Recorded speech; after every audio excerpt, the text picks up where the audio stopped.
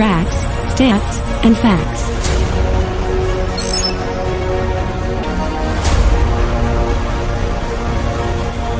www.enterthedome.com.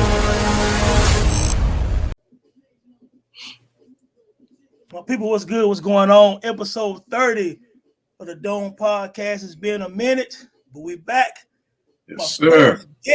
My first guest on the Dome Podcast. Now, listen, I joined Twitter about 10 years ago, and the first person several years ago to invite me on a podcast is this brother we have here today. A dope dude, dope family man, dope community activist, dope producer, Apartment 5B, dope joint that I'll be on again at some point when the brother invite me again. Bro, it's an open chair for you, bro. Just if you bored on a Thursday, just hop on in. It ain't even gotta be no invite at this point. Like, it's like coming to my crib. You ain't gotta ask me to go in the refrigerator. Just go in the refrigerator. Just hit me on a Thursday, like, KIL. What we talking about? That's what it is. That's what it is. You got a meal all the time, baby. With me. My Exactly. man, KIL. Yo, how you doing, brother? Thanks for being the first one with me, man. It was important for me to have you to come first, my G, for real. Nah. I appreciate it, bro. I never take it lightly when anybody invites me on, so I appreciate it. To me, podcasts are just like coming to somebody's crib, man. So, I never take, lightly when somebody invites you over their house, especially as we get older. When you was young, you let anybody come over. But as you get older, you get married, you got kids, like, yo, I don't be just letting anybody come over my crib. Yeah, you know what I mean? You got to be selective. And I feel like podcasts is the same way. Everybody don't get the invite on. So I truly appreciate it, brother. It's humbling, man, for real. That's what it is, man. Well, look, before we get into the topic today, man, this year, 50 years of hip-hop. Yes, sir. We have to touch it real quick, man. No doubt. I need you to just share. I know you probably shared before on Apartment 5B, but share, man, your earliest memory of hip-hop. You know what I'm saying? What made you kind of fall in love with it? Was it a song, a vibe, some shoes? I know you big on shoes. Right. Was it a certain MC, man? Like, when did you remember, like, far back as you can go, like, loving hip-hop or just learning the culture and things of that nature? I think the love came from, bro. I want to say, we 49. So I want to say it was Run DMC on American Bandstand with Dick Clark. Seeing Jam Master Jay, you know what I mean? And back in the day, the DJs had the 1200s and like the coffin, which was like the whole one-piece joint like that. And it was just like looking at Jay like, yo, what is he doing? Like, yo, you got two because back in our day, our parents had the stack systems, you know what I mean? So you only had one turntable, you know what I mean? So seeing two of them was like kind of mind-blowing, like, yo, what you got two turntables for? And like, what's he doing? Like moving his hands. It was like, oh, he's scratching. Like, yo, that's crazy. So it was a mixture of that and then Beat Street. When I saw Beat Street, it was a wrap, bro. It was like, because Beat Street, I felt like was everything in one. It was the MCing, it was the breaking, it was, it was the graffiti, the breaking, the DJing, and the MCing. Like you saw all of it.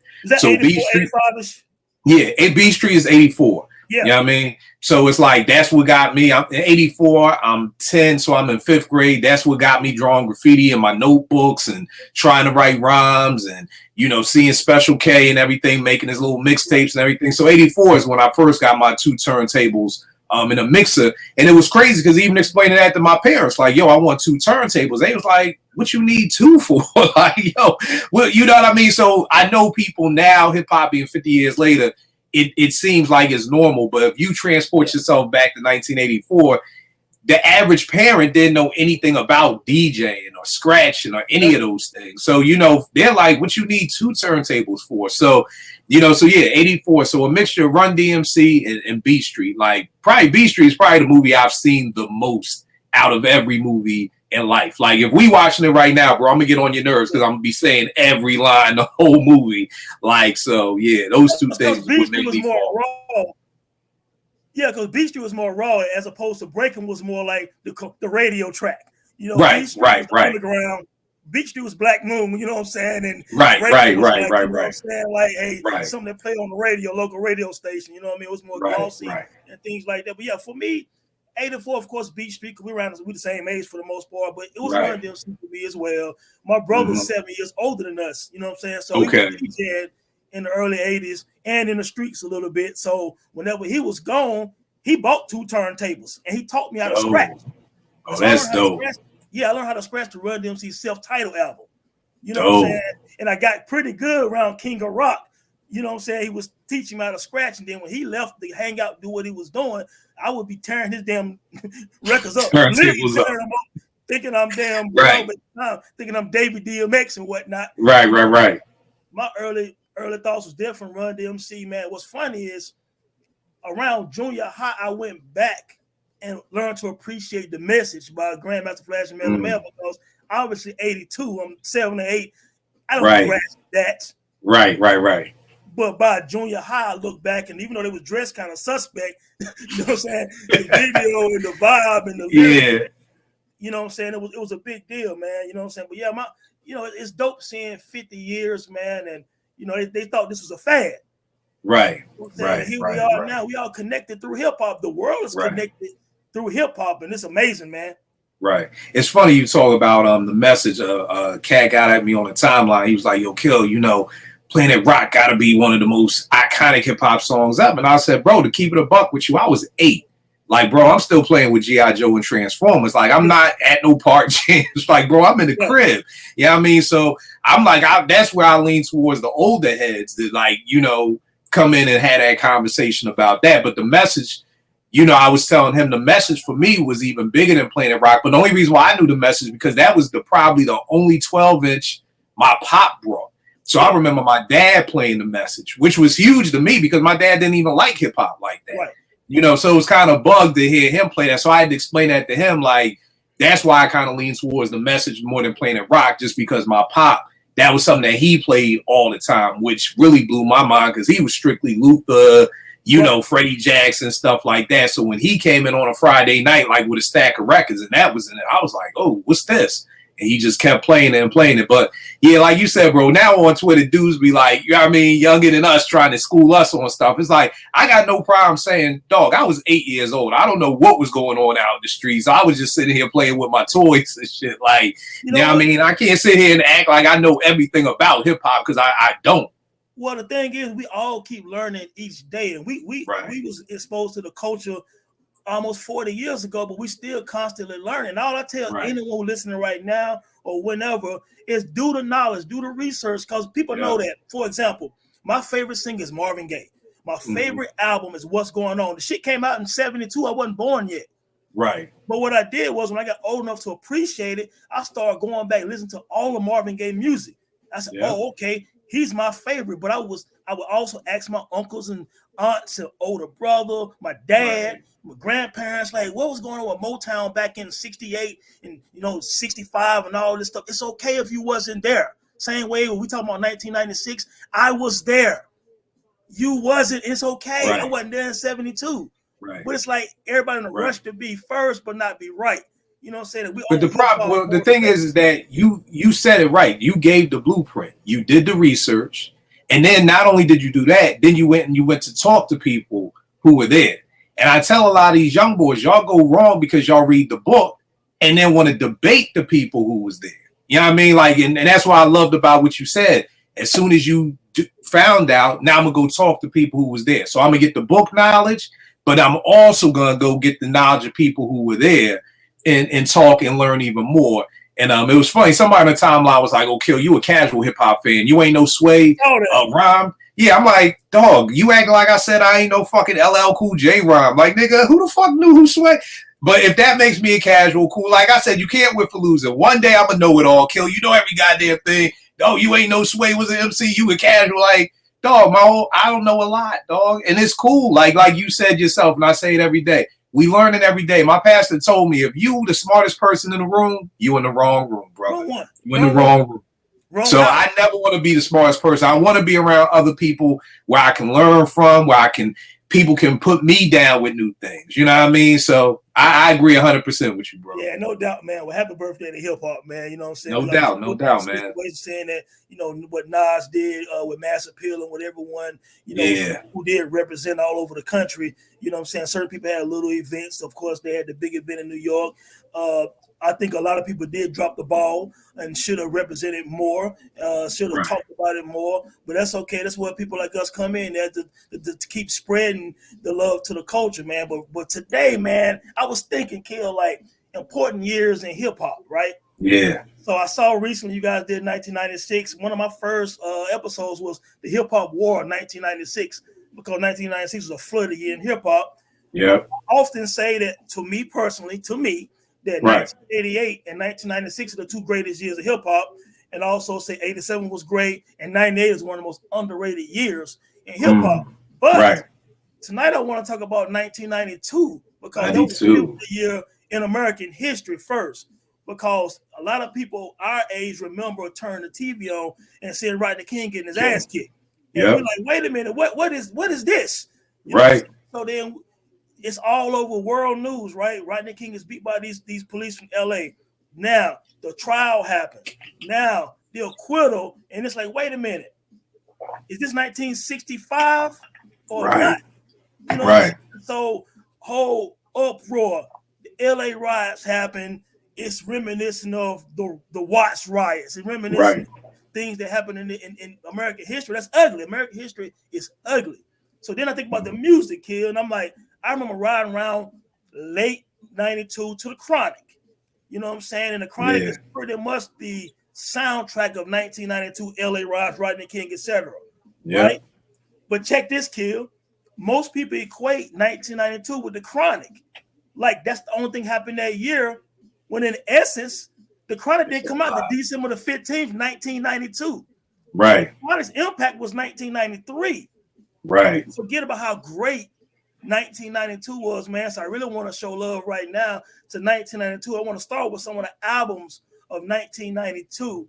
And just give me, man, 3 or 4 to start off of 1992 that they kind of, you know what I'm saying, you thought was very dope or influential or whatever. Yo, for me, the number one joint, for me personally, EPMD's Business Never Personal. You know what I mean? EPMD, can arguably have the best 4-album run in hip hop, with the business albums. You know what I mean? Yeah. So like Strictly Unfinished, Business as Usual, Business Never Personal. I always say Run DMC to me own the chip for how to set off an album. Like you put in Strictly Business and you hear Strictly Business, like man, that's crazy. You put in Unfinished Business, you hit play, you hear So What You Saying, that's crazy. You put in Business, Business as Usual, you hit play and you hear I'm Mad, and then you put this joint in and you hit play and you hear, Welcome to the Boon. What is it? Back to the Boondocks or whatever. You know what I mean? Like it's just the way that they set an album off is like 0 to 60 in like 2.1 seconds. You know what I mean? Let me ask you a question. Yeah. This Business Never Personal is this is the crossover, right? This crossover headbanger. Nothing but the music.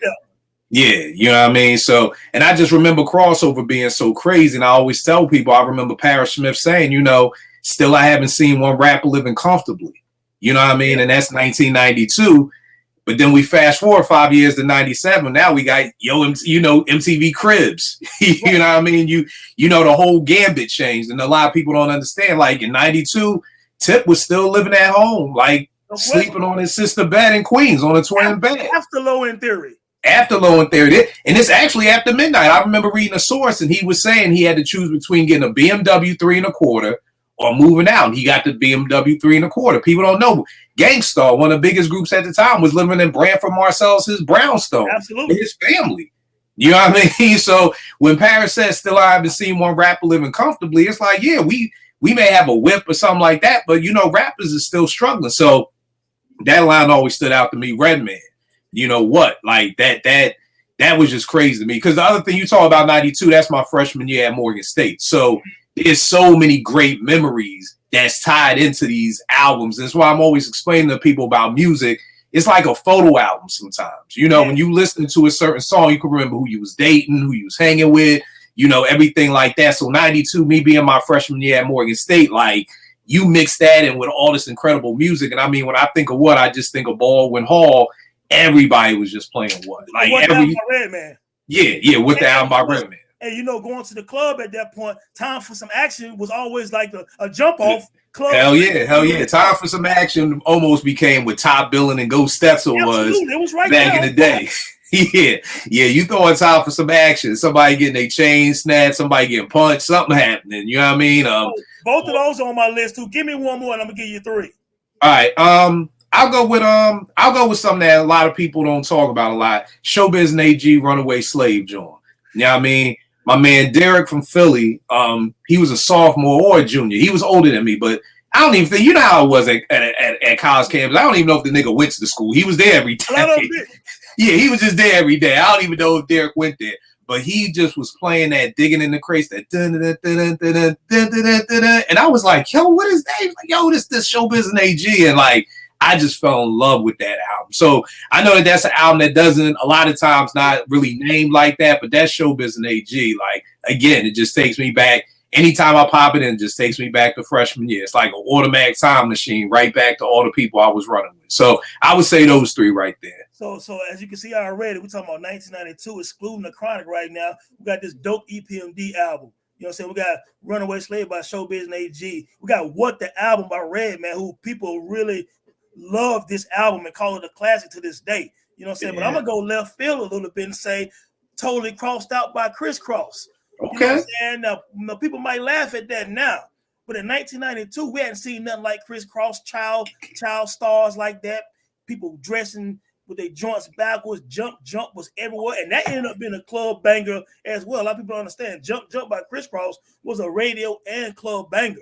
You know what I'm saying? So that we're talking about an album that sold 3-4 million records and really brought a lot of kids into hip hop, where you at some point get your Bow Wow and all these other kids years later to get Jamal, you know, get it illegal. Malik and Jamal, you know, you Shaheem, the Rugged Child, you know what I'm saying? A+, you know, and things of that nature. So you start getting MCs start getting younger, you know what I'm saying? And I think Criss Cross is kind of the blueprint to that. So they changed hip hop, no doubt, you know, with Jermaine Dupri's assistance, of course, and things like that, man. So that Arrested Development album, 3 years, 5 months, and 2 days. You talking about Tennessee and stuff like that. This is a legendary movement that Arrested Development started, and it kind of kept that Afrocentric and that pro-black and that consciousness that we saw with, of course, the Brand Nubians, S-Clans, Paris, and all these people. So, yeah, man, Arrested Development was big.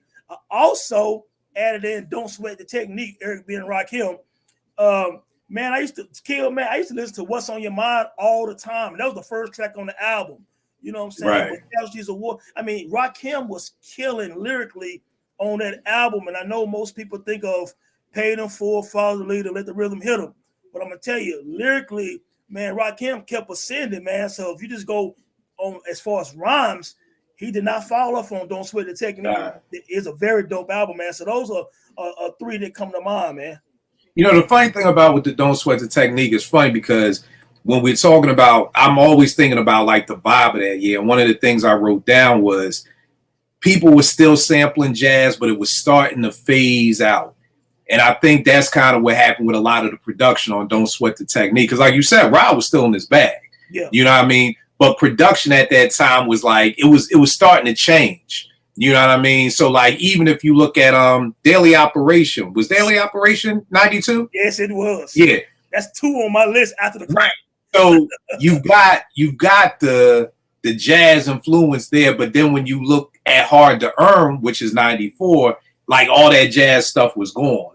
You know what I mean? So it seemed like it was just changing in that area. And the great point you brought about Arrested Development, they were keeping that Afrocentricity alive. The only problem was that's when hip hop started changing. So I know that's really the only Arrested Development album so many people talk about. I felt like Speech was dope and he was talented, but it was just starting to change a little bit. You know what I mean? So I think that's the thing. I think that's what really happened with Don't Sweat the Technique, because it kind of got caught in this place of production. And people have to remember, when you're making an album, you're usually making it the year prior to when it drops. You know what I mean? So you're making the album based off of what the feel is in 91, which could be totally different than what the feel is in 92 by the time it drops. So I do think that's one of the reasons why that album, and then what's on my mind was on the House Party soundtrack too. You know what I mean? So I know that was the first time I heard that joint. You know what I mean? Yeah. So I think that was, and that sounds to me totally different than the bulk of that album. You know what I mean? So, but just the thing about the vibe, like, it's sad because we needed more of that Afrocentricity music that Arrested Development was giving us, but it was almost like the industry was pushing that out the window. Like, get that positive stuff out of here. Well, because you got to remember, during the time Arrested Development was ascending, Dr. Dre Chronic was going to start blowing up at some point, and then you talking about a year later, you talking about Snoop. You know what I'm saying?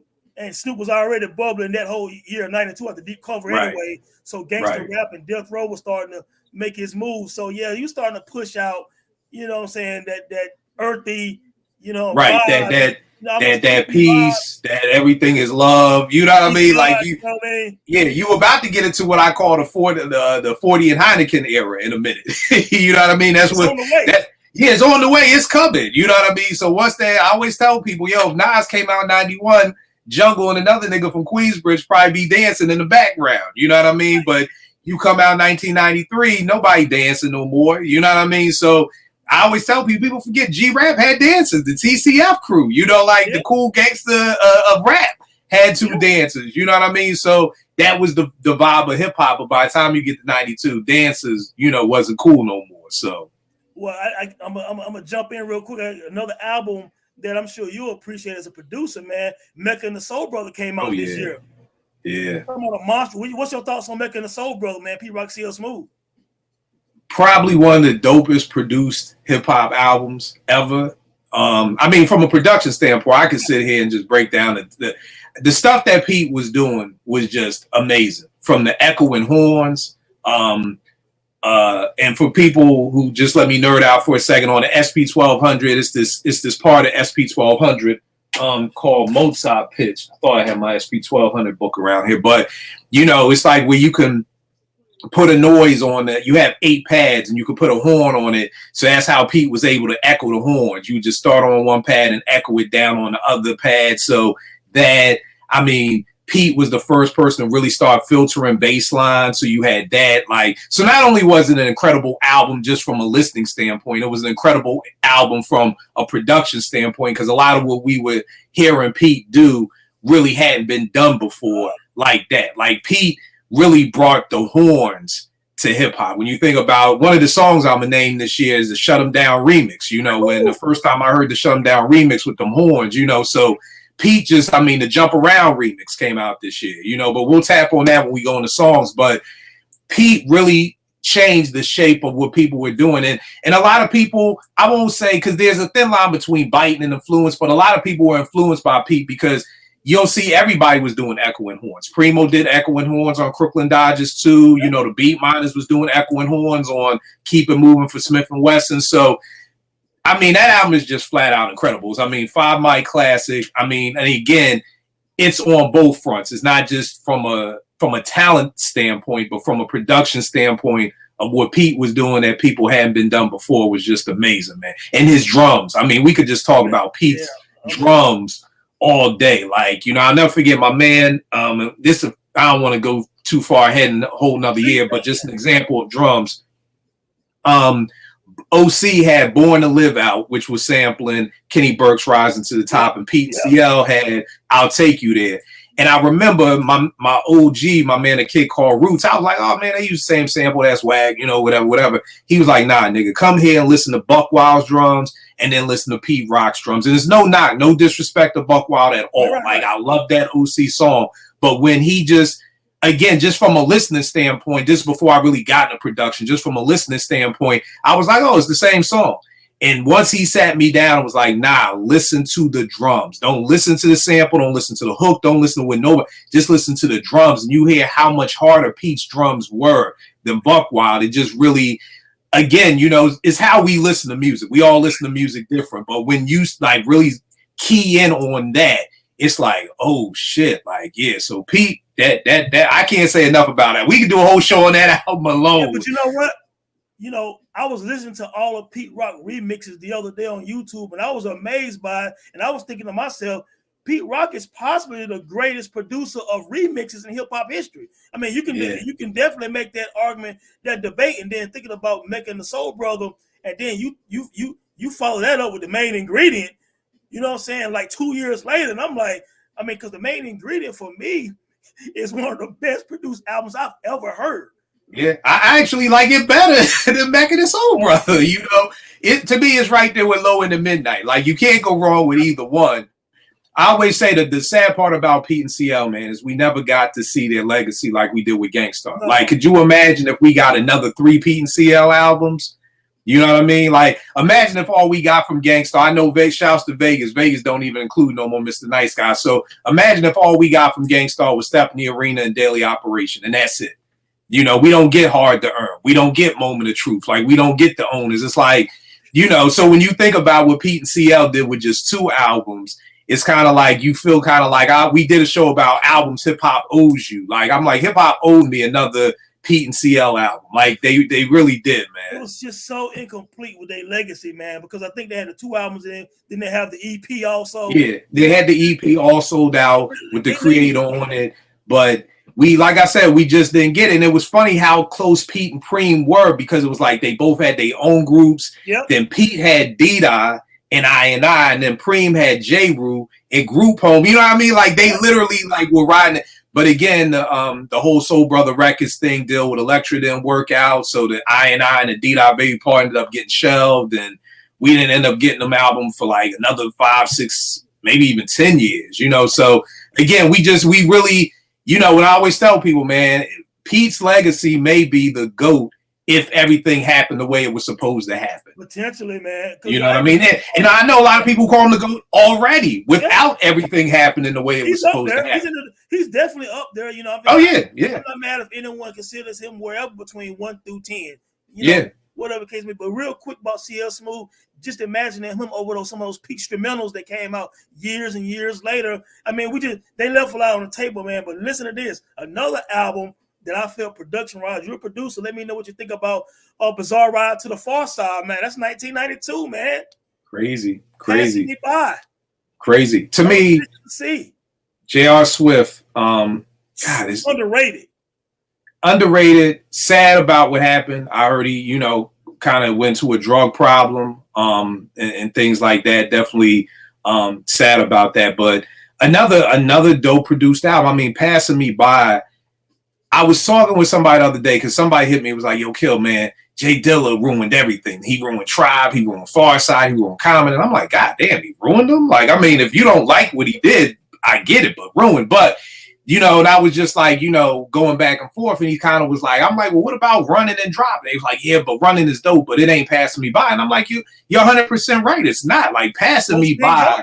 Yeah, Passing Me By was just one of those joints. I mean, they're using Quincy Jones' Summer in the City, which is special to me because it's literally one of the first songs I sampled, you know, when I first started digging and started making beats. But I mean, a very dope album that a lot of people don't talk about production wise, which is, truth be told, bro, we'll talk about this off camera, but you know, we may need to collab on some stuff where we talk about things like that, because I don't think enough people talk about the production side of the albums. You know what I mean? Like, the average listener is just listening to the rhymes. You know what I mean? Kind of the same exact way I was with, you know, Born to Live and I'll Take You There. I wasn't paying attention to the drums and what the producers were doing. I was just listening to the rhymes, you know. What Jay-Z say, dog? Do y'all listen to music and skim through it? Yeah, you know what I mean? So the hard part is, man, like, those albums, I mean, we could literally sit here and talk about these albums from a production, each one of these, because they're all crazy. Like, any album we talk about for this year from a production standpoint is probably 9 times out of 10 pretty dope. You know what I mean? That's the dope part about 1992, because now I'm looking again. What about A Dead Series by Dawes Effects? You know, this is 1992, people. Like I said, a lot of people thinking it's just a Chronic year. The Chronic came out in December, like I already spoke on. We're talking about these amazing albums, lyrically, production-wise, impact-wise. Some of these albums had tracks that weren't commercial that they played in clubs. Passing Me By played in the clubs. Time for Some Action played in the club. The Headbangers played in the club. Bro, that does. I mean, I didn't know we were talking about producers of the year, but my slept on producer of 92 is Solid Scheme, who was DOS Effects producers for that album. A lot of people think that Eric Sermon produced that album, and it wasn't. It was Solid Scheme. Right. It was their crew. And Solid Scheme, I mean, they used this break right here for Mic Check. It's the Skull Snaps. The first person to use this break was Paul C. on Steezo's It's My Turn. But this break, and God bless the death for Steezo. He passed away during COVID So R.I.P. to Steezo. But this break right here, I mean, Silent Scheme used that break to death, and I mean, it just sounded incredible across that album. And I mean, I know people try to play DOS like they were a one-hit wonder, and they were far from a one-hit wonder. You know what I mean? I mean, the whole Iggy style. I mean, I respected the fact that they were like, because a lot of people didn't listen to Dead's Straight Up Suicide, their sophomore album. Right. And I get it. The production was not great. But again, at that time, I'm at Morgan. I'm hanging with MCs. Yeah. And again, they was like, KIL, I know you got them producer ears. Just listen to what they're saying. Like, and they were rapping their asses off on that album. I mean, he said some shit. I wrote 2 spliffs, so now I guess I'm double jointed. Like, they were barring, and I get it. Like I said, the beats were not great, you know, which is why on the 3rd album they went and got Premier and Pete and Easy Mo and, you know, got better production. But I'm telling you, they were barring. So, I mean, when people try to say DOS was a one-hit wonder, it's like, nah, man. Like, again, I'll save it for the songs, but the songs of the year. But, yeah, that series was crazy, bro. Yeah, so I got a couple of sleepers now I want to get your thoughts on too, KIL. So one sleeper that year, man, was Time's Up by what's my man, K Solo. Now, I'm gonna tell you, bro, I want you to see something right here. If you can see that zoomed in, you see that blue right there? Blue to me meant slept on. So we on the same page right there. It is, man. We on the same page. I'm gonna tell you, man, Letter, man. I'm gonna take that Premonition of a Criminal or something like that. So I was at UNCG and A&T at the time, and about a year after that. And so I was doing this research paper, and I broke down the song Black America, Who's Killing Who? Who's Killing Who? That's one of my favorite songs of that year, and it's by K Solo, and it's a deep, conscious joint. You know what I'm saying? And like I was like, K Solo is really a dope MC. He basically Redman's big homie. You know what I'm saying? And you get some influence there and everything like that, man. But Time's Up was well produced. I want to say PMD and Sam Snead did some production on it. Yeah, you can correct me if I'm wrong. And no. That's what I know from it. And Sam Snead very underrated, man. You know what I'm saying? Yeah, I really like him, man. But yeah, man, Time's Up, man, for me was a very underrated album in 1992. Bro, K Solo's debut album is very slept on. I love his debut album. You know what I mean? With Spellbound on it. And this joint, I mean, lies, rumors, the lie. Like, yo, when that joint dropped on whatever Rhapsody or whatever I saw, whatever video show it was, I was like, yo, this dude's solo. And I mean, the sad part is, I mean, a lot of people just keep him in that, you know, oh, he was spelling this shit. And I get it. A lot of people don't understand that at that time. Like, it's almost like fucking karate. Like, that was just K Solo superpower. Like, spelling shit was dope. I remember when Kane said the BIGDADDYKNE. I can't tell you how many times me and my crew was sitting around trying to learn how to say that. You know, so, you know, I get it.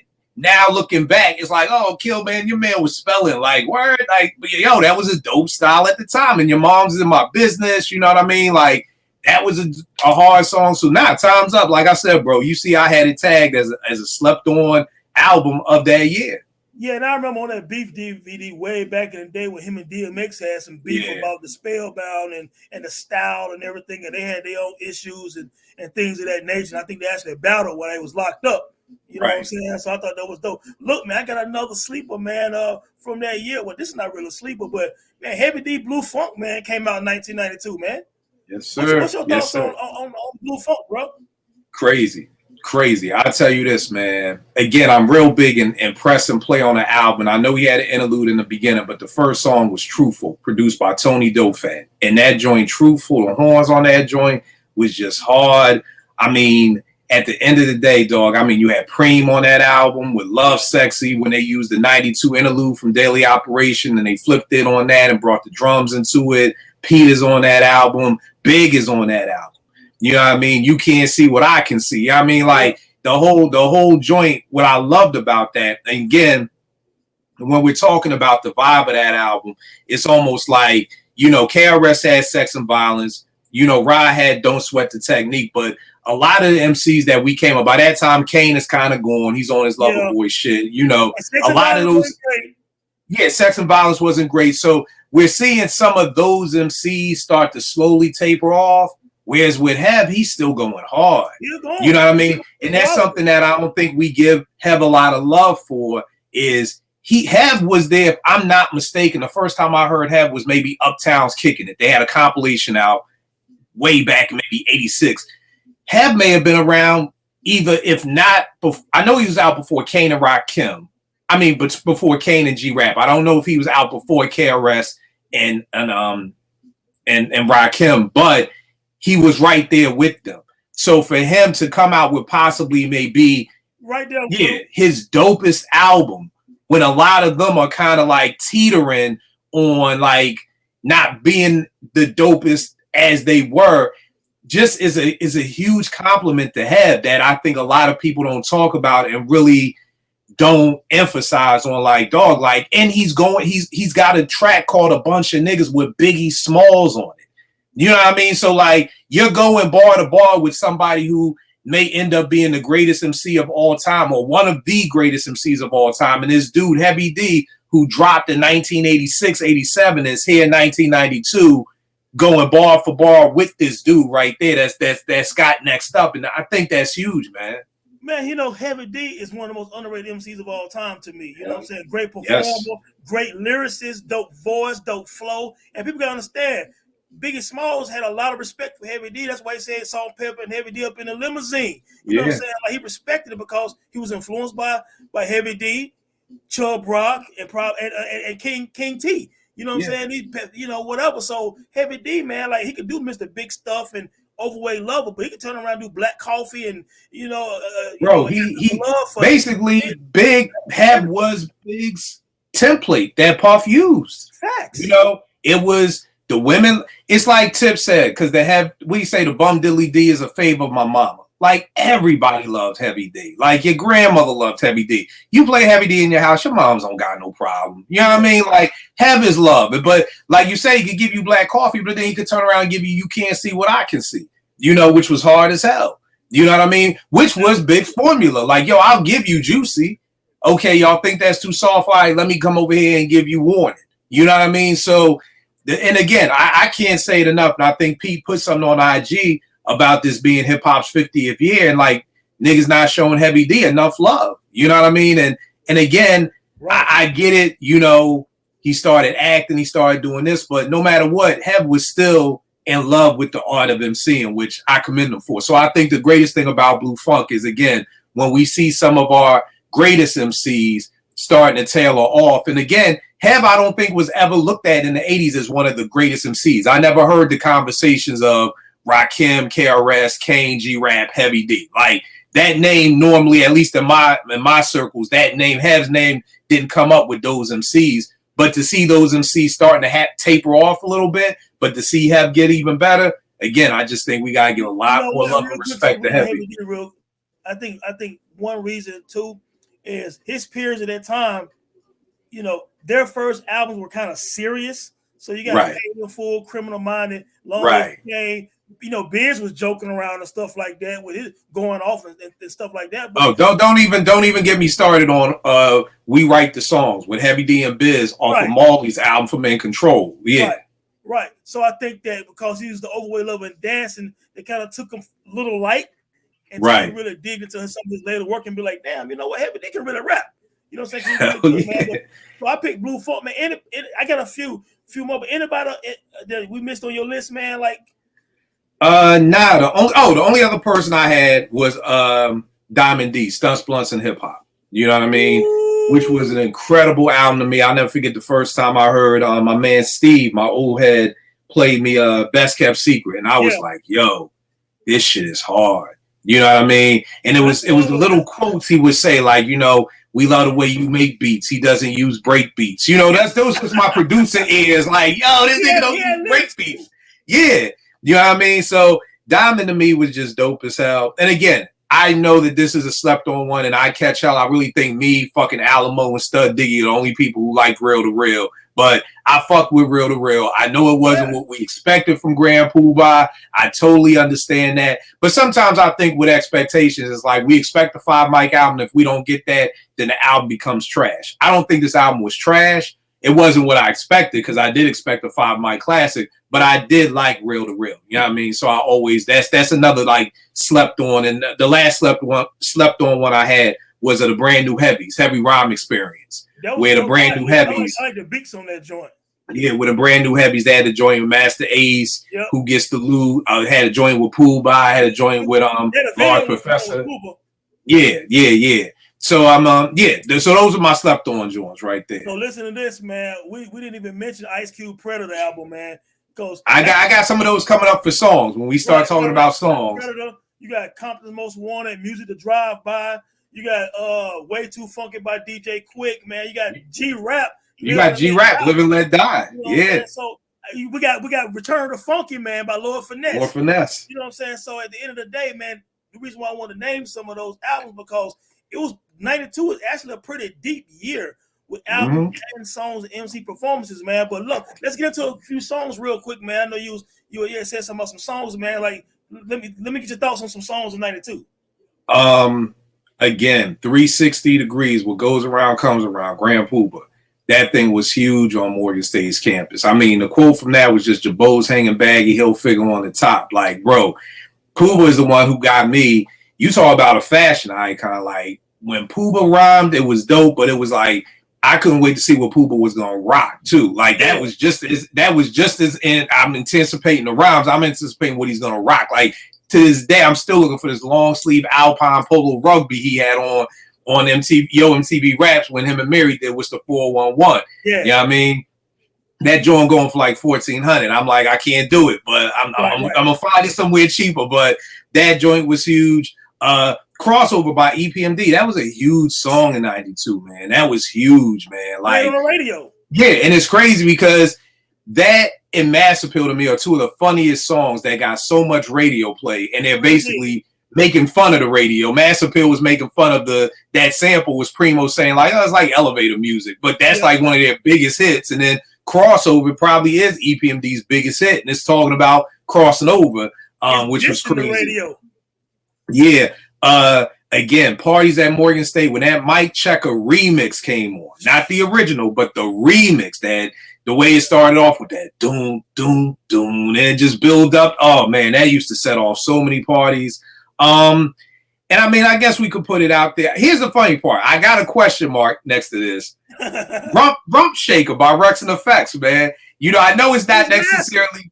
Yeah, I know it's not boom bap or whatever like that, but bro, I remember being at Morgan in that video for Rex and Effect. That video was like the most raunchiest video like at that time, and it's just shorties in bathing suits. And like it's a fine chick blowing the sax. Right, doing the sax. So I know now in '93, like now in 2023, like that's nothing. But 1992 was like, oh shit, the Rex and Effect video, this shit is crazy. And then of course, to just tap off you got Punks Jump Up to Get Beat Down. The Diamond D remix to that was just crazy. And again, I know that album didn't come out till 93, but the single was out in 92. Yeah. So that Punks Jump Up was crazy.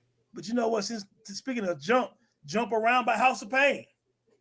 The original and the Pete remix. So you talking about Jump Around, that's a legendary track in 1990. Oh, yeah. They still play that in clubs all over the world. And they still play that in NBA games. I'm sure House of Pain, prayerfully, their publishing is right because they should be good for the rest of their life just off a Jump Around. And look, again, we talked about crisscross earlier, man. We talking about big singles like Jump. You know what I'm saying? We're talking about, I say I got to take it personal by Gangsta on here. It's not a radio song, but it's one of my favorite songs of that year. Of course, they want to fix Tennessee by Arrested Development, man. You just can't knock that song, man. Nah. Played on the radio 24/7. It was a massive song for anyone who wasn't around during that time. If you look up Tennessee by Arrested Development, they were very famous. Yeah. During that time, man. So yeah, those were some. I think Mike Checker was on that album too, right? But the remix was on the 12-inch on that joint. And then to show love for Q, we got that Check Yourself remix with Das on that joint, which was crazy. And of course, Today Was a Good Day. You know what I mean? I had those two. Greatest, you can argue Today Is a Good Day is a top 5, top 10 hip hop song ever. Yeah, You can debate. I mean, that's a song that from our era, we know every word to the song. Yeah, We laughed about Q talking about getting a damn triple-double. Dude, you playing 2-on-2 in the video. How you get right. And I mean, and then on top of that, the video was dope too, you know, and just how the day ended. You know what I mean? So And it's funny because I was talking to somebody and I was saying how like, yo, because the thing is now we're 50. A lot of the artists I'm working with are our age or in their 40s, and they struggle with like, KIL, how do I get people to care about like what I want to rap about now? And I'm always telling people it's not the story, it's the storyteller. You know what I mean? You can get two people and tell them a story to go tell their friends, and one person tells it and everybody's bored, and the other person tells that same story and got niggas on the edge of their seat like, what happened next? Absolutely. And then what happened? So I'm like, it's not the story. And you look at today's was a good day. He's just telling you about his day. That's all he's doing. He's not telling no crazy drug, I got the drugs and I got the guns. No, this nigga is just telling you, he's just telling you a day in my life. But like I said, it's not about the story, it's about the storyteller.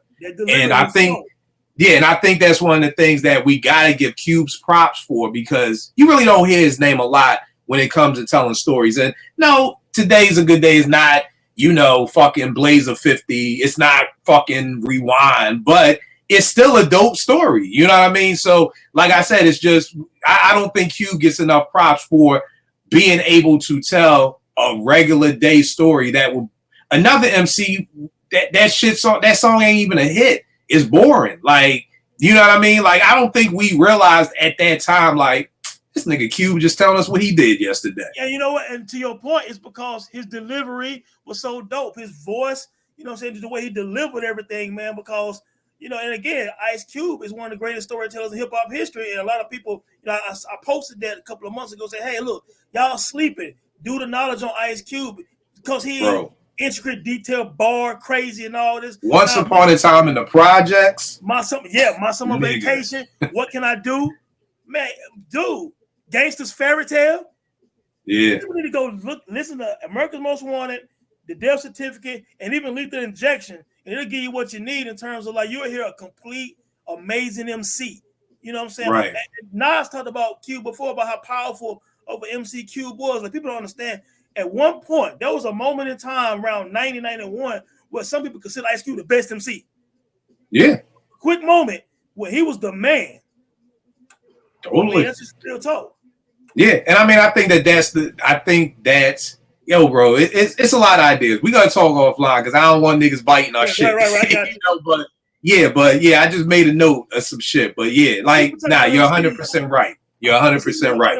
You see what I'm talking about them C's, man? Like, in 1992, man, for me, a few MCs that stood out, of course, Ice Cube, like we just talking about. Lord Finesse stood out with their return to Funky Man. Heavy D, man, for me, I got to give him love because he really stands out that year with Blue Funk, man, and just that album gave you a little bit of everything. You know what I'm saying? And, Redman, of course, Redman came like a storm. I mean, he almost took over hip hop. At one point, he was on the front of the Source magazine. I mean, he the guy with the joint with the tissue in his nose. With the tissue in his nose. You know what I'm saying? He just had a different type of energy and flavor. And bro, tonight's the night. I mean, that shit was crazy. Yeah, man. Guru's performance on Daily Operation, Premier's performance on Daily Operation. I mean, this was an impressive year, man. Snoop was he was bubbling some leading up to the Chronic.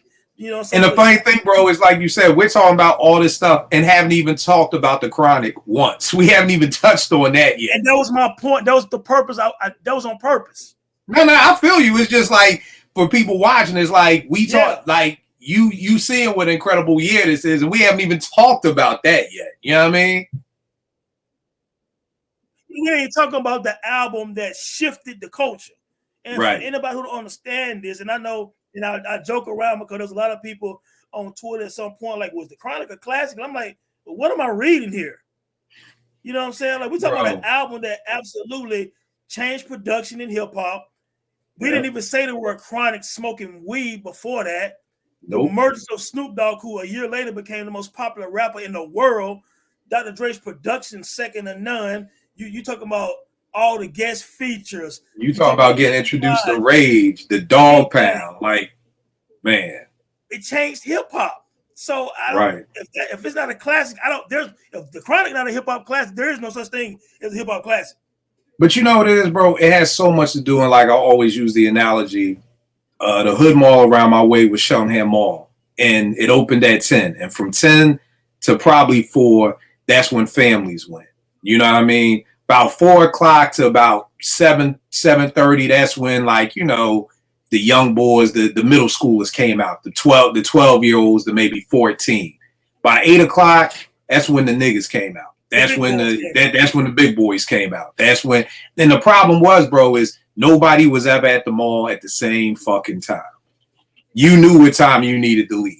You know what I mean? As a parent with your child, you knew, okay, boom, it's cool to go shopping. Up, it's almost 4 o'clock. Let's get ready to go. And those middle schoolers knew it's almost 8 o'clock. It's time to go before these high school niggas come here and start fucking with us, robbing us and everything. Right, so nobody was ever together at the same time.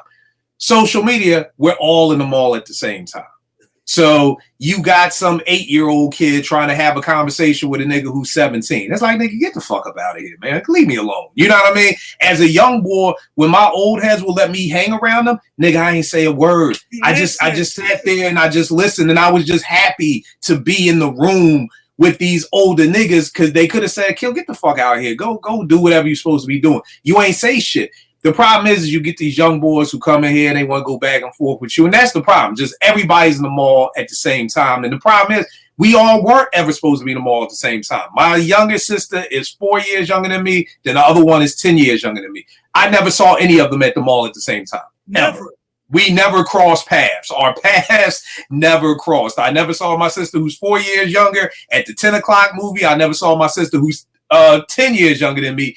Ever. We never cross paths. Whereas on social media, where we would be crossing paths all the time. And it's like, that's why you'll have somebody who says, is the Chronic, you know, a classic, because you weren't there. So you don't understand what was happening before the Chronic was there. You don't understand that, right, that Dre had left NWA.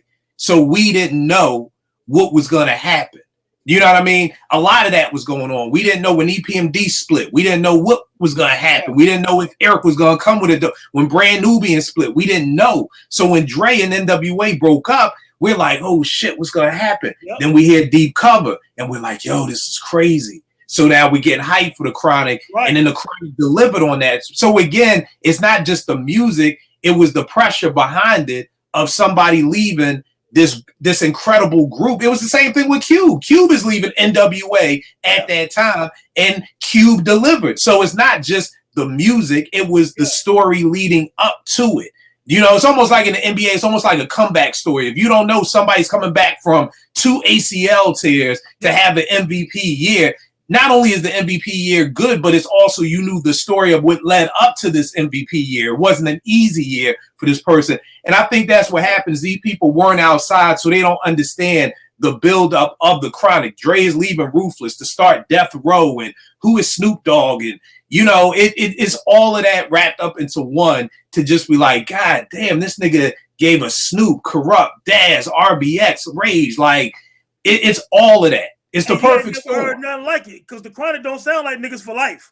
Nah. It don't sound like Straight Outta Compton. It don't sound like Cube shit. It don't, you know what I'm saying? So it don't sound like a DOC album. You know what I'm saying? So you heard Deep Cover, okay, hard, one of the hardest songs ever. But then you turn around almost a year later, you hear nothing but a G thing, and you ain't never heard nothing like that. Bro, that shit like almost stopped time. I swear. It like stopped time. Seeing Snoop walking through the house, going in, you know, Dre walking through the house, going in, Snoop in the bedroom, going in the Snoop's bedroom, Snoop putting on his hat.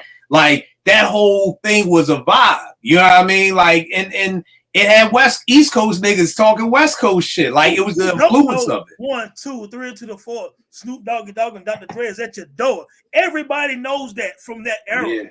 You know what I'm saying? So, and look, like I said, we didn't even talk about the Chronic to right now, man. It just shows how amazing that year was, man. But the Chronic absolutely shifted hip-hop. Q-Tip said that the Chronic, so Dr. Dre and Q-Tip respect each other. I think the Low End Theory influenced the Chronic the same way the Chronic influenced the Midnight Marauders. You know what I'm saying? Yeah. So that just goes to show when music is so great, it's gonna cross the coastal bias or Regency bias or whatever the case may be. You know what I'm saying? Yeah. So it's one of those things where you, as an artist, you say, I got to step my game up.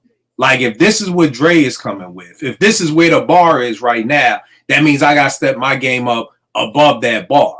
You know what I mean? And that's the beautiful thing. I mean, I heard the story of Preem and RZA, you know, Preem saying, yo, I got this piano sample for you. He was talking about J. Rule's The Original. And then RZA like, all right, nigga, you got me. I got a piano sample for you. And he's talking about Cream. So it's just that competition that was there that made it so great. Because it was like, you know, you want to be respected. When I started making beats, I just wanted my OG, a kid called Roots, and my man Bezo, and my man Shotty Luke, to hear one of my beats and be like, yo, Kill, that shit crazy. Right. Like, it wasn't even about selling beats or making money from the beats. It was like, I just want to be respected by my peers. I just want my peers to be able to say, like, yo, that's some dope shit. And now even 30. Excuse me, let me ask you a question. Yeah. Do you have a favorite beat of 19? You're a producer, man. Do you have a favorite beat of 1992 or 2 or 3 that you like, you know what, these are the greatest of that year and how they stack up with any other year? I'll say Troy. They Reminisce Over You by Pete and CL. That to me is one of the most dopest beats ever. Yeah, that's on Becca, right? In life. That's and I know that's the easy answer, but Tone, we'll do a FaceTime because I got my hands on the Pro Tool stems of the Troy session. And whenever I play it, the breakdown of what Pete did, I play that for people first, and they're just like, what the fuck is this? Like, why aren't the drums? What the fuck is this? And then I start adding all the other elements, and it's just like this. Oh, it's that Weebay joint. Like, shit, this is like when you hear what Pete did to it. It's just I would have answered that question, Troy, before I heard the Pro Tools sessions, but after hearing it, it's just like, God damn, it's like. You finding out grandma made Thanksgiving macaroni and cheese and there was only like a half a box of macaroni left, like 2 pieces of cheese. And you like, God damn, grandma, you made all of this just from that? Like, yeah, like, yo, what the fuck? How you do that, grandma? Like, yo, it's just like, yo, the mac and cheese was crazy as is, but that's all you had to make. It's like, so, I mean, Troy. But pause 1 second, Kill. Let me say this. We hadn't even brought up Troy yet until this late till now to the show, and to me, you can make a debate that Troy is the greatest rap song ever. Now, it's a debate.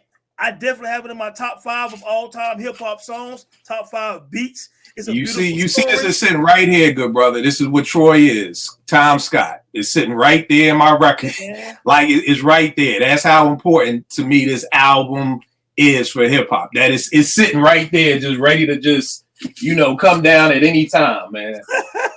That's what I'm saying, man. So this we're talking 1992, potentially the best or top 5 song ever in that year. Beautiful lyrics by CL Smooth. He took it home. He brought us into his family. You know what I'm saying? And we all can relate to, you know, your uncle or aunt drinking and telling funny stories in the crib. And I mean, Reminisce Over You is a story of the culture, of the black family. We all can relate. Somebody in the family might own a store, you know what I'm saying, or something like that. I mean, this is a great song, man. A perfect song. That's one of the perfect rap songs, perfect rap ever. Pete Rock was flawless in the production. Oh man, that's crazy. What? Give me another one, bro. Another beat. I'll go with. Oh, this is such a crazy. Yeah, I'm just looking at all these joints. I mean, I'll definitely go with Gangstar's. What do I want to pull off of this? I'll go with I'll go with Take It Personal, which was crazy to me.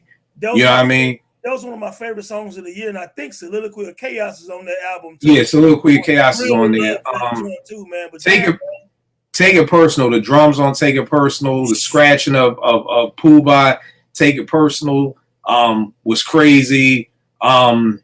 Shit. I mean, I'll give you something that's a little off kilter that a lot of people may not really dig like that, but it's a really breakdown on how it was made. Was I'll go with Red's what is the name of that album? Hold on, give me 2 seconds. I wasn't ready for the beat. You threw me on that one. I just threw a little curveball with you. I gotta grab Red's album real quick to look at it real quick. But watching Nuggets was crazy, man. That shit was crazy. And again, I'm just thinking about production wise, like watching Nuggets. That shit was crazy. I mean, shit, Dre. I mean, here's this crazy thing. I'll give you this. Stranded on Death Row. Oh my God. Now again, this is now coming from a production standpoint of what Dre did with that. Dre sampled this Isaac Hayes Live in Vegas album. That's why when you hear Death Row, you kind of hear this crowd noise because he literally sampled a live concert for Stranded from Death Row. So number one, Stranded from Death Row, again, this is similar to Troy, was always my favorite song or beat off of The Chronic. But then once I started digging and I heard what he did with it, it just took it up another level. So again, that's why I really want to do a show that really breaks down. It's whack just because with YouTube, you can't play so much music or they'll ban, they'll take your video down because there's so much stuff that I don't think the average listener understands that these producers are doing. Speaking of that, let me say something real quick. And I want people to hear this and hear me loud because I hate certain narratives about Dr. Dre. Daz finally told the truth on one of the last Vlad interviews years ago that Dr. Dre taught him and allowed him to do the scratches only on Rat-a-Tat-Tat on The Chronic. Dr. Dre produced The Chronic. Dr. Dre produced Niggas for Life. Dr. Dre produced the DOC's No One Can Do It Better. Dr. Dre produced Straight Outta Compton and all that other shit. Also Doggy Style. Let's get these narratives out the way. He allowed Scott Storch, Mailman, and all of them co-produced and produced on Chronic 2001, and he gave them credit for it. Right. People, okay? Let's stop the nonsense. Sorry, KIL. Nah. It's funny you say that because when people say that, and again, I always say that this is no knock on Daz, but I'm like, he did great on it's almost like Jay said, you made a J, you made J, make another J. Yeah. So it's like, Daz, if you made the Chronic, make another Chronic. Like make dog style, make another dog style. Yeah, make another doggy style. This isn't a knock on Daz's beats. Daz got beats, but it's the same way. Guess what? Fucking Diamond D got beats. They're not as, in my opinion, they're not as crazy as Primo's beats. You know what I mean? That's no knock on Diamond D. So it's the same with Daz. Daz got beats, but he don't got doggy style nothing but G thing beats. So that's why when people would be like, oh, well, Daz did that, I'm like, yeah, well, I don't believe that because, again, I'm like the same way with the NBA. The NBA is now past the eye test, and it's about analytics. Yeah. I just grew up in a time when you just watch a nigga hoop, you like, yo, that nigga nice. You know what I mean? It's the same way with the ears. Like, I hear what Daz is doing. Here's a great example. I didn't need no documentary to tell me Tip was making them beats for Tribe. I heard what Tip was doing when he was producing, and I heard what Ali was producing, and I said, "Oh, Tip was making the beats." I don't need a documentary. My ears can hear. Ali because I remember Ali did some joints for the Bush Babies. Yeah, again, it's no doubt. It's no doubt. But my ear, when I heard Crooklyn Dodgers, I was like, "Yeah, Tip did these beats." You know what I mean? So, and when you heard the Infamous. Right, how he influenced Havoc, and also when he did several tracks on the Infamous, he basically the solid executive producer of the damn Infamous. Right. I don't know if you ever heard, but they have. I just found this link. We used to play it up 889, and I'll send it to you. The Infamous demos. They got them up on YouTube, and I'll send you the link to them, and you can hear what Tip did to Temperatures Rising. You can hear the OG Temperature Rising versus what Tip did with it. You know what I mean? So it's one of those things where, like I said, same as you. Like I said, before there was a Daz, Dre did DOC's No One Can Do It Better, which is an incredible album. You know, that there was no Daz around Niggas for Life. You know, then niggas be like, oh, well, what did Yella do? Nigga, I don't know, but I still ain't heard nothing from Yella. On concert, he was the DJ scratching record. Right. But again, like I said, at the end of the day, you just got to play me something that's just as dope as what Dre did. And I get it. That's why when I do my Best of Dre mixtape, it goes from Dre and the Original to Doggy Style. Like you said, after that 2001, Mailman was doing stuff and Scott Storch was doing stuff and things like that. And like you said, he gave them credit. But at the end of the day, this narrative, like Dre didn't really do that. That was Daz or that was Warren G. I'm just like, the nigga Why Warren G album, not a knock on it, but it ain't the Chronic. You know what I mean? From a production standpoint. So ask Primo, Pete Rock, and all these guys what they think about Dr. Dre. Because some of them guys been in the studio with him before. I know people who've been in the studio before with him, who've seen him make beats. You know what I'm saying? So But nevertheless, like I said, before there was a Daz, there was a Niggas for Life, which is personally my favorite produced Dre album. There was an Easy Does It. So There was a Straight Outta Compton. There was a whole lot of other shit. There was a Miss LA album. You know what I'm saying? People don't talk about Dre doing R&B. Miss LA album. Yep. I mean, come on, man. We've been outside a long time, KIL. So yes, sir. It's kind of funny when I see the narratives, and I let someone run. Sometimes I have to throw a couple of punches back at some of the narratives. It's fun. It's cool. It's hip hop Twitter. We get it. To me, it's about educating, and it's just about if you want to listen. Because here's the thing: if you claim you love the culture so much, then go do your homework. The same way you said you love Marvin Gaye. What did you do? You went and did your homework. You didn't just hear what's going on and leave it at that. You did your homework. So again, I don't understand how if people love the culture so much, why wouldn't you want to go back and do your homework? Why wouldn't you want homework assignments from people our age who know what they're talking about to say, yeah, where should I start with? Or what is the best way to do? Or what is, us pointing them. We like the GPS. We the niggas telling you how to get to where you want to go. But the problem is a lot of these young boys don't want to go. Hip hop is just they casuals. You know what I mean? They like listening. There's nothing wrong with that. There's absolutely nothing wrong with that. But just understand that you got a casual basketball fan, then you got a basketball head. You know what I mean? Yeah, man. No question, man. And look, just like kind of coming full circle with the hip hop 50th anniversary, man. The way the culture sustained is by us preserving it, knowing about it, passing it along to the offspring, passing it along to the younger folks, and for the younger folks being able to, receive it, and spread the truth about the culture, because you want the last way after us, you know what I'm saying? And right. It doesn't last if you let frauds come in and change the history of hip hop, change the narrative. That's why I'm so glad about the internet to a degree. On one is the gift and the curse, but the gift part is we can tell these stories and it's documented. A lot of the people in the culture, the old MCs, the old producers, the old A&Rs, whoever, it's our responsibility, even voices of the culture. No matter how big your platform is, if you're telling the truth, somebody's going to hear it at some point. You know what I'm saying?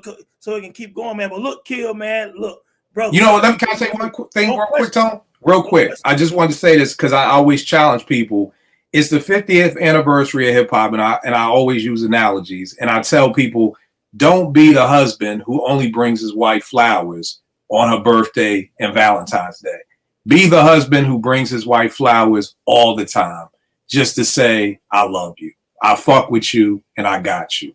Then I feel like that's the challenge I want to issue to people with hip hop, because I'm on IG and I see people who never post about hip hop. Now all of a sudden, hip hop, I fell in love with hip hop and hip hop 50, and I'm out in the park and I'm here. Y'all don't talk shit about hip hop for the last 49 years. Now you want to talk about it. Don't be that fan. Be that fan that talks about hip hop all the time. So people ask me at the top of the year, KIL, what you gonna do to celebrate hip hop 50? Nigga, I'm gonna do the same shit I've been doing for the past 49 fucking years of my life, which last 39. I fell in love with hip hop when I was 10. It's talk about hip hop every day. Nothing is going to change with me. We didn't even have Apartment 5B podcast celebrating 50 years. Nigga, we celebrate hip hop every fucking Thursday when we record. Right. So that's my challenge to people out there who say they love hip hop. Is if you love it, don't just give flowers. Before this year, nobody even knew when hip hop's birthday was. Okay, so it's not like niggas like, oh, hip hop turned 49, let's celebrate. Hip hop turned 30. Nah, it's just at 50. And I just challenge people, we should be doing these events every year for hip hop's birthday. Year. Not just, we shouldn't have to wait another fucking 50 years to shut down Yankee Stadium. We shouldn't have to do that. We shouldn't have to wait 50 years, another 50 years to do any of that stuff. So again, my challenge is just, if you love it, not if you just a listener. If you a listener and you a casual, that's cool. If you a civilian, that's no problem. Say you love hip hop and all that. But for the people who say they love hip hop, then something on your timeline needs to show me you love hip hop. If I'm on your IG page and you love hip hop, something on your IG page need to say something about hip hop. You went to a show, or you listening to this album, or you can't. So again, my challenge is don't be that husband, because that husband who only brings flowers on your wife's birthday, or on Valentine's Day, that's whack to me. You're you're not celebrating your wife enough, in my opinion. And I'm sure your wife would agree with you. And you know what? I'm gonna say something about the flowers real quick because I'm glad you brought that up. I had a guy who don't even follow me a few weeks ago tagged me with another dude who do follow me, was throwing some shots at me saying, "Man, why you always do these corny flowers posts, all these flowers posts?" I said, "Dude, I've been doing this for years because I appreciate the culture." I said, "I give flowers to all the MCs and producers and people in hip hop that I appreciate." I said, "Same way I do flowers for Anita Baker, Sade, Maxwell, and everybody." I said, "You don't even follow me. You don't even know I do this all the time." I said, "Because I appreciate these artists." But you asking me why am I doing flowers posts? Because I love music. Right. Do you love it or are you a casual? There's too many casual dudes trying to pose as hip hop heads. And don't you hate it? It'd be the niggas that don't even follow you. Some niggas just the other. Is this one nigga who always got something to say? I'm like, my nigga, you don't even follow me. And you only reply to me when it's something negative. You never want to jump on my timeline with, you know what I mean? So, and it's funny, and Static Selector said this, and I think it's so important. If hip hop didn't save your life the way it saved mine, you'll never love it the way I do. Same, yeah, man. You'll never love it the way I do. And that's what happens. A lot of these young boys, hip hop didn't save their life. Like I always give, again, I had Chuck on the show. It's incredible to me. But it's like, yo, to be able to tell them, like, bro, you're the reason I didn't sell drugs, man. Absolutely. Like you're the reason. Like hip hop saved my life. Without Public Enemy, I may not be sitting here with you right now. One small thing can change everything about life. I get locked up, who knows? Maybe my mom kicks me out. I don't go to Morgan. I don't meet T. I don't get married.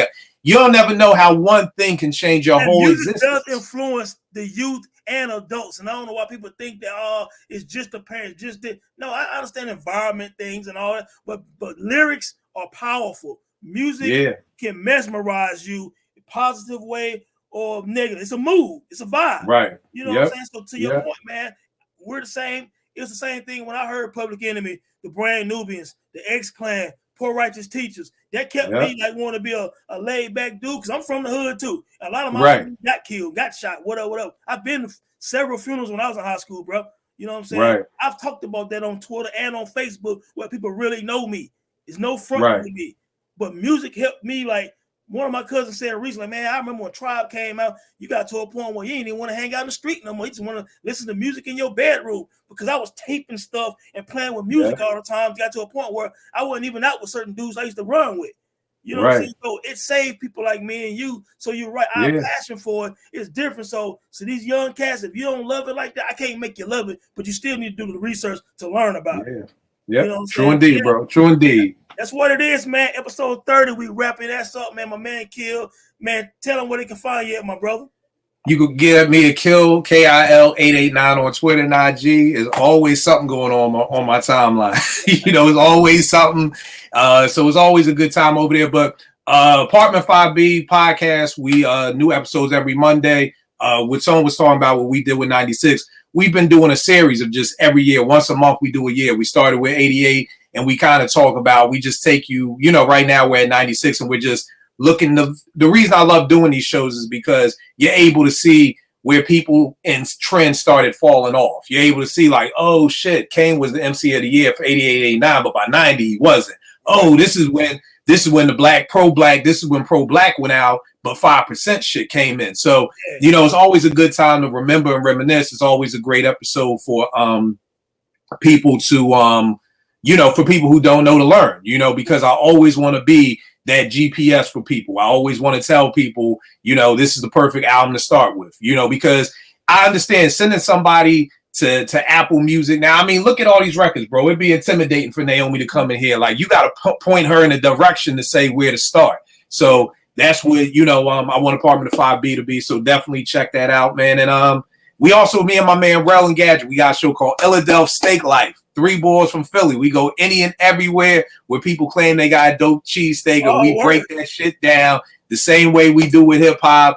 We got our 5 mic system. We break down the bread, the meat, the cheese, the weight, everything. You know what I mean? So it's definitely a dope show. So check that out too. And then also, last thing, me and my brother Ev are doing this piece called Profit.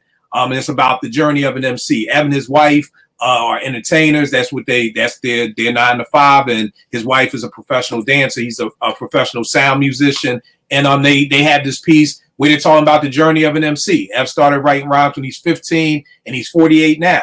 You know, and anybody who's been loving hip hop and writing rhymes that long knows you go through this up and down. You go through this, yo, we doing it. We about to get signed. It don't happen. Life happens. You get married. You have kids. You start rhyming and all that. But the blessing is we've been able to get a lot of funding from that. And we've been on tour with that for the past 2 years. And we'll be in LA September 22nd, 21st through the 23rd in LA. We have 3 shows in LA. So everybody can check that out at redcat, redcat.org. And just put in those dates. You'll see Prophet, what it's about. If you're in the LA area, come on out, chop it up with us. It's going to be a dope time, man. Yo, man, anytime you have any events, man, shoot me them links too, man. I'll post them as well, bro. Thank you, man. I appreciate it. Well, that's what it is, people. Episode 31 coming up. All right. Bless. Peace. No doubt.